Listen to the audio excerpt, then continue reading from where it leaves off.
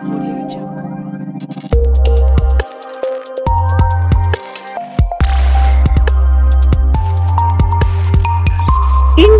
TV9 news Maharashtra.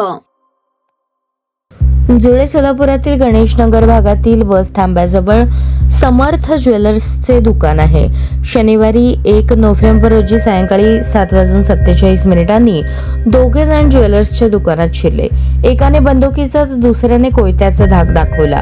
त्यांनी सोबत आणलेल्या बॅगेत दुकानदाराला दागिने भरायला सांगितले, पण अवघ्या 30 सेकंदात दोघेही दरोडेखोर 1 ग्रॅमही दागिना न घेता पसार झाले। या प्रकरणी दुकानदार दीपक दिगंबर वेदपाठक यांनी विजापूर नाका पोलिसात फिर्याद दिली आहे।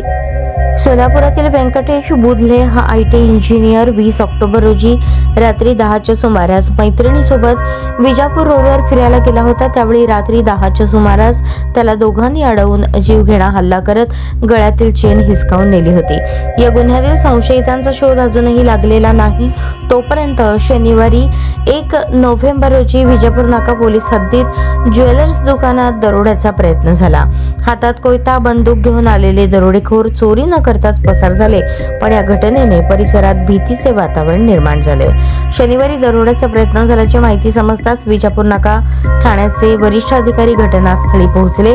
श्वान पथक फॉरेन्सिकची टीम देखील दाखल झाली, पण श्वान जागेवरच घुटमळले तर फॉरेन्सिकच्या हातातही काही लागले नाही।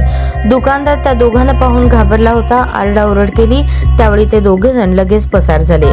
दुचाकीवरून ते तिघे जण आले होते, त्यातील एक जण गाडीवर बाहेर थांबला होता असेही पोलिसांनी सांगितले। समर्थ ज्वेलर्स दुकानात दरोड्याच्या उद्देशाने आलेल्या दोघांपैकी एकाकडे बंदूक होती, पण ती बंदूक ओरिजिनल नव्हती। लहान मुलांच्या खेळण्यातील टिकल्या उडवण्याची ती बंदूक होती असे पोलिसांनी सांगितले। हातात बनावट बंदूक असल्यानेच दरोड्यासाठी आलेले दोघे जण घाबरून पसार झाल्याचा अंदाजही पोलिसांनी वर्तवला।